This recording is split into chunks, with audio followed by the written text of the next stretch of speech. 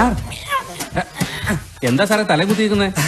ഈ ബ്രിങ്കോഡി ഫിംഗാസെറ്റ് തിന്നാലേ തലമണ്ടയിലോട്ട് നല്ല ഐഡിയകൾ വരുമെന്നാ പറയുന്നത്. താങ്കൾ ആദ്യത്തെ ഒരു പരാതി കൊടുത്തപ്പോൾ ഈ പീഡനം എന്താണ് അതിനകത്ത് ഉൾപ്പെടുത്താതിരുന്നത്? അത് ഞാൻ പറയില്ല, പ്ലീസ്. ഞാൻ പറയില്ല, പ്ലീസ്. അതിനുശേഷം വീണ്ടും ഒരു പരാതി കൊടുത്തു. 2 പരാതി കൊടുത്തിട്ടുണ്ടോ താങ്കൾ? അതെ, 2 പരാതി. അതായത് എന്നെ ഈ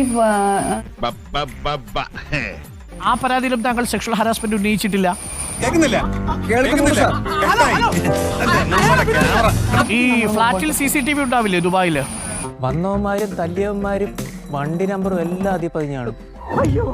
ക്യാമറയുണ്ട്, പക്ഷെ അത് ഹസ്ബൻഡ് അത് കഴിഞ്ഞ് ചോദിച്ചപ്പോൾ പുള്ളി പറഞ്ഞത് അത് എത്ര നാളത്തെ കിട്ടൂല എന്നാണ് അതിന്റെ ഓണർ പറഞ്ഞത്. ഞാൻ അങ്ങനെയൊന്നും പറഞ്ഞിട്ടില്ല. അവിടെ വെച്ചിട്ട് എന്നെ റൂമിൽ ലോക്ക് ചെയ്തിട്ട് എന്റെ വീട്ടില് ഇവരെ ആരോ വന്ന് ക്യാമറ വെച്ചു ബെഡ്റൂമിൽ. എനിക്കൊന്നും മനസ്സിലാവണടാ. ക്യാമറ വെച്ചിട്ട് എന്റെ ഹസ്ബൻഡിന്റെ വൈഫൈ ഹാക്ക് ചെയ്യുകയും മെയിൽ ID ഹാക്ക് ചെയ്യുകയും ചെയ്തു. ഞാൻ ഞെട്ടി, പക്ഷെ വാസുവേട്ടൻ ഞെട്ടിയില്ല. അടഞ്ഞു കിടന്ന വീട് കുത്തി തുറന്നാണ് കയറിയത് അല്ലേ? അതായത് അവര് പുറത്തൂടെ വെക്കാനുള്ള ഗ്യാപ്പൊക്കെ ഉണ്ട്, അപ്പൊ അവർക്ക് അങ്ങനെ ചെയ്ത് വെച്ചിട്ട് പോയി. ബാക്കി ചാനലുകാരോടൊക്കെ ഇതുപോലെ എന്തെങ്കിലും മണ്ടത്തരങ്ങൾ വിളിച്ച് പറയാവുന്ന അവര് ചോദിക്കുന്നത്. അല്ല, പുറത്ത് CCTV വെച്ച് കഴിഞ്ഞാലും അതിന്റെ റിസീവറും റെക്കോർഡും എവിടെ വെച്ചു? വാതിൽ തുറക്കാതെ ഒരാൾക്ക് പുറത്തുനിന്ന് വന്ന് CCTVയോ മറ്റു ക്യാമറയോ അവിടെ വെക്കാൻ പറ്റുമോ? അതായത് ഇവർക്ക് അറിയാം എന്റെ വീടിന്റെ ചാവി എവിടെ ഇരിക്കണമെന്ന്. കാരണം ഈ ഹസ്ബൻഡ് താക്കോല് കയ്യിൽ പിടിച്ചുകൊണ്ട് പോകുന്നില്ല, വീടിന്റെ ഒരു സൈഡിൽ വെക്കുകയാണ്. നീ അങ്ങനെയല്ലല്ലോ നേരത്തെ പറഞ്ഞത്. അടഞ്ഞു കിടന്ന വീട് കുത്തി തുറന്നാണ് കയറിയത് അല്ലേ? അതായത് അവര് പുറത്തൂടെ വെക്കാനുള്ള ഗ്യാപ്പൊക്കെ ഉണ്ട്, അപ്പൊ അവർക്ക് അങ്ങനെ ചെയ്ത് വെച്ചിട്ട് പോയി.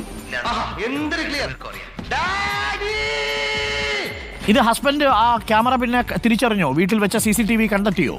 വീട്ടിൽ വെച്ച CCTV കണ്ടില്ല. പിന്നെ ഇവര് വന്ന് അത് റിമൂവ് ചെയ്ത് പോയെന്നാണ് എന്റെ വിശ്വാസം. കാരണം അവിടെ പല ഇതും നമുക്ക് പറ്റിയിട്ടുണ്ട്. കാരണം നല്ല ചോദ്യം. അടുത്ത ചോദ്യം. ഇതിനകത്ത് ആരെങ്കിലും സാക്ഷി എന്ന് പറയാൻ നിങ്ങൾക്ക് പ്രൊഡ്യൂസ് ചെയ്യാൻ പറ്റിയ ഒരാളുണ്ടോ? ഈ കാര്യങ്ങളൊക്കെ അറിയാവുന്ന മൂന്നാമതൊരാൾ? ഇല്ല, ആരുമില്ല. നല്ല ചോദ്യം. അടുത്ത ചോദ്യം. നിവിൻ പോളി 2 ദിവസവും താങ്കളുടെ ഫ്ലാറ്റിൽ തന്നെ ഉണ്ടായിരുന്നു? അതെ, ഉണ്ടായിരുന്നു. അപ്പോൾ താങ്കൾക്ക് ഈ ടിക്കറ്റ് എങ്ങനെയാണ് കിട്ടിയത്? ആരാണ് തന്നത് ടിക്കറ്റ് നാട്ടിലോട്ട് പോകാൻ?